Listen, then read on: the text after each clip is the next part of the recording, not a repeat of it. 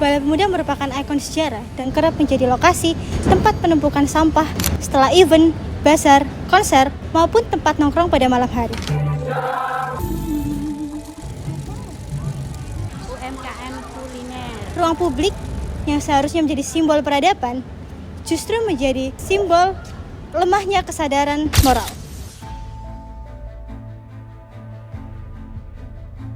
Setiap harinya, Surabaya membuang sekitar 1.800 ton. 60% diantaranya merupakan sampah organik yang berasal dari limbah rumah tangga, pasar tradisional, dan kawasan pemukiman padat.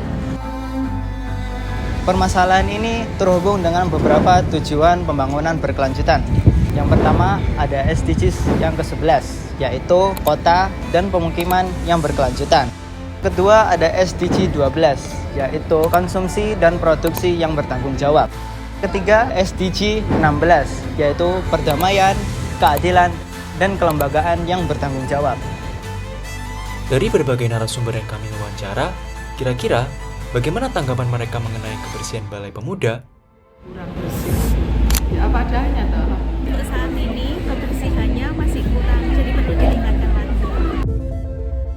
Sampah-sampah yang menumpuk dan tercemar di Balai Pemuda menunjukkan bahwa Balai Pemuda jauh dari kata bersih. Terdapat beberapa faktor yang mempengaruhi, seperti lemahnya pengawasan, hukum yang tidak tegas, hingga kurangnya fasilitas pengelolaan limbah yang membuat lingkungan semakin tercemar. Untuk mengatasi dekadensi moral dalam menjaga kebersihan Balai Pemuda, diperlukan langkah bersama, yaitu yang pertama, pemerintah dapat memberikan sanksi tegas kepada yang melanggar.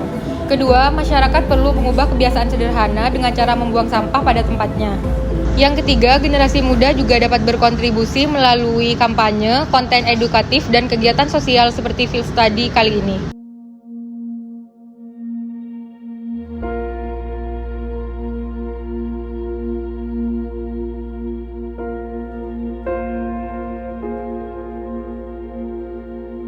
Manusia memang tidak pernah luput dari kesalahan. Namun, bagaimana solusi yang tepat untuk menangani permasalahan ini? Ya pegawainya didisiplinkan. Ya tahu, disiplinkan. Paling tidak itu diberi arahan, petua bertugasmu ini tugasmu. Menurut saya mungkin untuk petugas kebersihan bisa lebih sering kontrol aja di area. Kalau emang kita lihat langsung ada yang buang sampah sembarangan, pasti kita tegur dengan kata-kata yang baik lah, dengan kalimat yang baik. Sebenarnya dalam 24 jam ini pengunjung bisa diingatkan setiap 3 jam membuang sampah jangan sembarangan. Lagi nanti 3 jam lagi membuang sampah jangan sembarangan. Itu insya Allah bisa. SDM-nya sendiri aja warganya itu kalau ada event gini sudah harus sadar diri kalau sudah ada tempat-tempatnya. Jadi mungkin sosialisasi aja. Betul sekali, sosialisasi ini yang penting. Jadi campaign di sosial media terkait menjaga kebersihan atau sadar diri untuk membuang sampah pada tempatnya itu menurut saya penting banget. Juga sambil mengingatkan cuma di Balai Pemuda, dimanapun di setiap tempat emang kita harus tetap buat jaga kebersihan lingkungan. Tapi kalau emang kita nggak kelihatan tindakan-tindakan tersebut ya pasti kita langsung atasi lah, kita bersih. Dari sekian banyak kota yang aku kunjungi, Surabaya itu paling bersih loh. Dan sering dapat banyak penghargaan. Nah, gitu artinya masyarakatnya sudah sadar. Gitu. Cuma perlu ditingkatkan aja. Betul, dibanyakin lagi manusia yang lebih mencintai kota Surabaya. Betul sekali. Kalau bukan kita yang cintai, siapa lagi?